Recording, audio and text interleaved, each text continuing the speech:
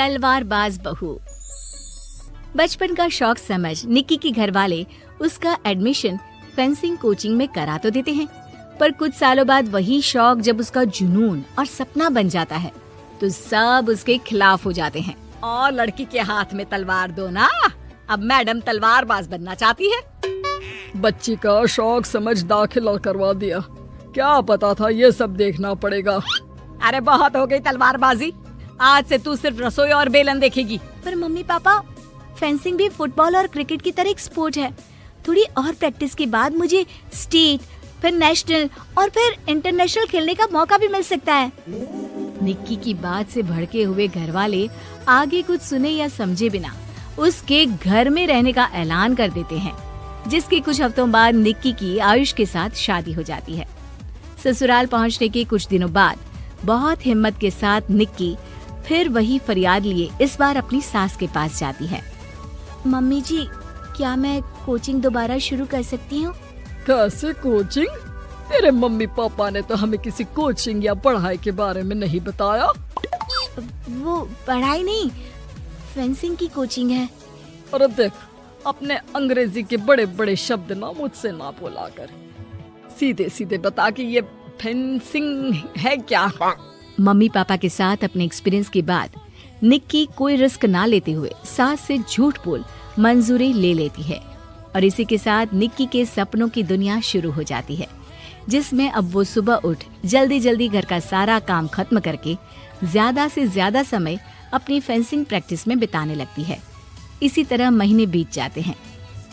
Wow, I can't believe, जो सपना एक बार नामुमकिन लग रहा था, आज मैं उससे सिर्फ 2 हफ्ते दूर हूँ। निक्की, तुम बहुत अच्छा कर रही हो, बस अपने फॉर्म को खराब मत होने देना और नेशनल्स का मेडल तुम्हारे गले में आना पक्का है। इस बात को सुनकर निक्की नेशनल गेम की खुशी में झूमती हुई जैसे ही उस शाम घर पहुंचती है तो आयुष को पैर में प्लास्टर के साथ सोफे पर बैठा देख परेशान हो जाती है। ये क्या, कैसे हुआ? किसी ने मुझे फोन क्यों नहीं किया? ऑफिस से आते हुए रास्ते में किसी ने टक्कर मार दी, इसलिए बहू कल से इसके ठीक होने तक तो कोचिंग से छुट्टी ले ले, डॉक्टर ने पूरा बेड रेस्ट बोला है। पति की हालत और सास की बात से हैरान परेशान निक्की आगे कुछ बोले बिना अपने कमरे में चली जाती है। अब मैं क्या करूंगी? दोनों तरफ मेरी जिम्मेदारी है, अगर एक भी पूरी नहीं की तो लाइफ में दोबारा सुकून की सांस नहीं ले पाऊंगी। सच बता दूं क्या? नहीं, अगर इन्होंने भी घर में कैद कर लिया तो बचा कुचा मौका भी खो दूंगी। भगवान, आपने मुझे कहाँ फंसा दिया। मन ही मन ये सब सोचते हुए निक्की घर के काम और पति की सेवा में लग जाती है। इसी तरह 1 हफ्ता बीत जाता है। बहुत सोचने के बाद भी जब कोई दूसरा रास्ता नहीं दिखता तो निक्की सबको फेंसिंग की सच्चाई बताने का फैसला करती है और सास और पति के पास आती है। मम्मी, आयुष, मुझे आप दोनों से एक बात करनी है। तुम्हें भी मम्मी की तरह गैस हो गई है क्या? तू भी बूढ़ी औरत की मजाक उड़ा ले। एक दिन जब तेरे बच्चे तेरा मजाक उड़ाएंगे ना तो मैं भी उनके साथ बैठकर हंसूंगी। घर का ये हंसता खेलता माहौल देखकर निक्की आगे कुछ बोल ही नहीं पाती। तभी गोलियां चलने की आवाज सुनकर सब डर जाते हैं और कुछ आतंकवादी घर में घुसकर सबको बाहर निकाल देते हैं, जहां उनके एरिया के बाकी सब लोग भी इकट्ठा होते हैं। ये किसी भी तरह के होशियारी नहीं करेगा, हमें बस कुछ समय के लिए चुप रहने की जगह चाहिए, इसलिए अगर तमीज में रहोगे तो जिंदा बच जाओगे, और अगर मरने का ज्यादा मन हो तो अपना सीआईडी वाला दिमाग चला सकते हो। डर की वजह से कोई इसके आगे कुछ नहीं बोलता। कुछ घंटे इसी तरह आतंकवादियों की कैद में बैठे रहने के बाद निक्की की सास गुस्से में चिल्लाने लगती है। अरे तुम कल मुँहों को आम लोगों को परेशान करने के अलावा और कुछ नहीं आता क्या? मैं कहती हूँ, अरे एक एक को मेरी बद्दुआ लगेगी, कोई जिंदा नहीं बचेगा। ये आप क्या कर रही हो मम्मी? सॉरी, वो परेशान हो गई इसलिए कुछ भी बोल दिया। प्लीज इन्हें छोड़ दीजिए, आप कुछ नहीं बोलेंगी। अरे तू डरपोक की तरह इनसे माफी मांग रहा है, कुछ तो अपने पापा के गुण ले लेता। अगर आज वो यहाँ होते तो इतनी देर में सबका गला काट चुके होते। क्या मतलब? नहीं मम्मी, प्लीज दोबारा वही सब शुरू मत करना। आखिर कोई मुझे भी बताएगा कि बात क्या है। तेरे ससुर जी अपने समय के सबसे बेहतरीन और उम्दा तलवारबाज थे। कोई कितनी भी बड़ी बंदूक या कितने भी ज्यादा हथियारों के साथ उनके सामने क्यों ना आ जाए, सबको एक एक करके चित कर देते थे। वाह, ससुर जी और क्या क्या करते थे? निक्की का इंटरेस्ट देख सास उसे ससुर जी और उनकी तलवारबाजी की कहानियां सुनाने लगती है, जिन्हें बहुत देर तक सुनने के बाद अपने आप को रोक ना पाते हुए निक्की आखिर उनसे तलवार के बारे में पूछ ही लेती है। मम्मी जी, क्या पापा जी की वो तलवार आज भी आपके पास है? अरे इन्होंने अपने बेटे से ज्यादा उस तलवार से प्यार किया है तो फेंक कैसे देती, संदूक में संभाल कर रखी है। आयुष की बात सुन निक्की की आंखें चमक उठती हैं और वो सब कुछ भूल तलवार निकालने की बात कर बैठती है, जिसे सुन बाकी दोनों की आंखें फट जाती हैं। क्या बोला, जरा फिर से बोल। क्या कहानियां सुनकर तुम भी अपने आप को झांसी की रानी समझने लगी?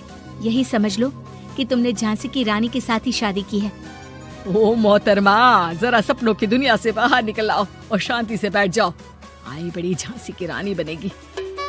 माहौल की गंभीरता और सास आयुष का रिएक्शन देख निक्की के पास उन्हें सच्चाई बताने के अलावा और कोई ऑप्शन नहीं बचता, इसलिए वो बिना कुछ सोचे समझे और देर किए उन्हें पूरी सच्चाई बता देती है, जिसे सुन दोनों भौंचक्के रह जाते हैं। और इसी के साथ अगले हफ्ते मुझे नेशनल्स खेलने का भी मौका मिला है, भरोसा कीजिए मैं कर सकती हूँ। निक्की की बातों से अभी तक सदमे में बैठे आयुष और सास उनकी तबीयत खराब होने का बहाना बनाते हैं और दवाइयाँ लाने के बहाने घर के अंदर जाने की बात करते हैं, जिस पर एक आतंकवादी भी उनके साथ घर के अंदर जाता है।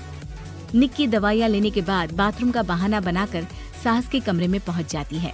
अब क्या बाथरूम भी साथ चलोगे? यहीं कमरे में रुको। 5 मिनट में बाहर नहीं आई तो अंदर आकर सारी गालियाँ सिर में उतार दूंगा। निक्की बाथरूम के अंदर चली जाती है। अब क्या करूं?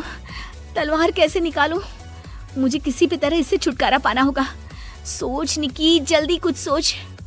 कुछ देर परेशान बाथरूम में इधर से उधर घूमने के बाद निक्की की नजर फर्स्ट एड बॉक्स पर पड़ती है और वो तुरंत उसमें से कैंची निकालकर उसे छुपाते हुए चुपचाप बाहर निकल आती है। हो गया तुम्हारा सारा नाटक खत्म, अब चुपचाप ये दवाइयाँ उठाकर बाहर चलो।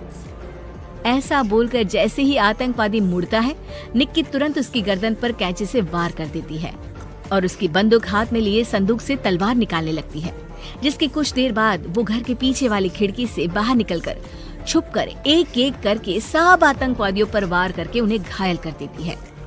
अब सारे पब्लिक की कैद में आ जाते हैं।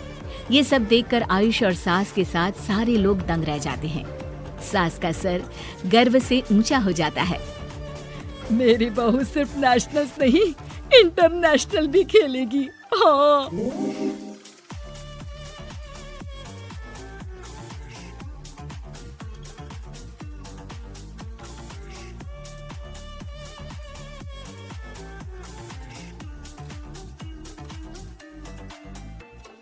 Sashi on my wrist, baby, make a wish. You could sell your Rari, but you can't afford